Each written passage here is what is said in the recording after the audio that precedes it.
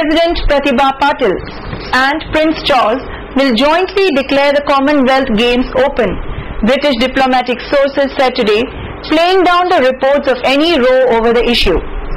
According to a report of the PTI, Charles is attending the Games as a representative of Queen Elizabeth II, the ceremonial head of the Commonwealth, who will give the event a miss for the first time in 44 years.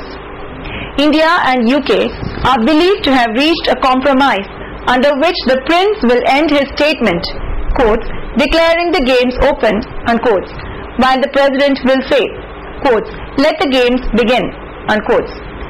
About the security arrangements for the Games, a British source told the news agency that they are satisfied by the active police role and assurances by government authorities. On whether Britain was satisfied on the safety issue at the Games venues, they said, quote, there was no reason to believe that the stadiums are not satisfactory, unquote. Meanwhile, Al-Qaeda and a North Waziristan-based terrorist group, Brigade 313, have reportedly prepared a plan to launch an attack on the 19th Commonwealth Games, which are due to be held in New Delhi from October 3rd to 14th, an ANI report says. Brigade 313 comprises the Tehreek-e-Taliban Pakistan and allied extremist group members, including the Lashkar-e-Toiba and Karachi-based Jandullah, and is headed by Ilyas Kashmiri, the Daily Times reported. Kashmiri, who is a former rogue SSG commando, will be heading the whole operation to carry out this terrorist plot in New Delhi, the paper added. The intelligence has originated from Kabul, where a Western military source confirmed the plans of terror strike in India, saying, quote, we intercepted certain conversations that gave us the impression that the attack on an important sporting event is due in India, unquote. It has also been confirmed that some of the information in this regard originated from a 36-year-old German national, Ahmed Siddiqui, who was caught in Kabul under suspicion of carrying out a terrorist plot in the West. The intelligence about such an attack had also been passed on to India, the paper disclosed.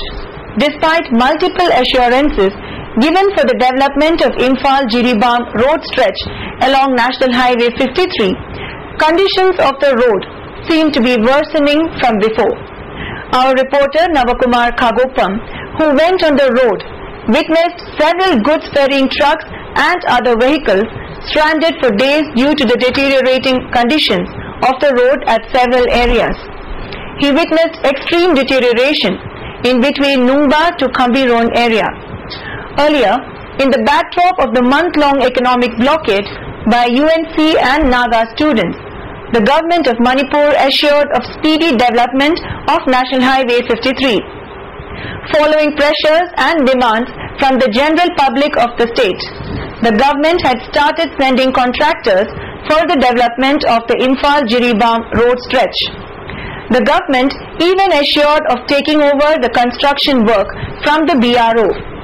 However, as the central government has refused to hand over the development work of the road and sanction required amount for the development of the road to BRO, this has resulted in the pulling out of contractors who had started working constructions of the road. Now, neither the state government contractors had resumed work, nor did the BRO authorities seem to be working for the development of the road, except pulling out mud blocks at some areas. Amidst the situation, a team of Transporters and Drivers Council, led by its secretary H. Ranjit, went along the road to maintain the road so that stranded trucks could make their way home. The team took 3 JCB and along with 30 trucks to clear the road blocks. President of the Transporters and Drivers Council H. Ranjit, while talking to ISTV News, expressed his dissatisfaction over the attitude of the government towards the development of the road. He said, at present neither the BRO nor the state government are seen taking in charge of the developmental works of Imphal-Jiribam road. False promises of the government has now added another burden to the fate of the drivers, he said. Before we conclude, the headlines once again. State government shows full honor to late Speaker Dr. S. Budichandra, announces State Mourn Day, declares holiday, and State observes International Day for Older People, new policy for elderly people to be announced. That's all we have for you today. Thank you for joining us and goodbye.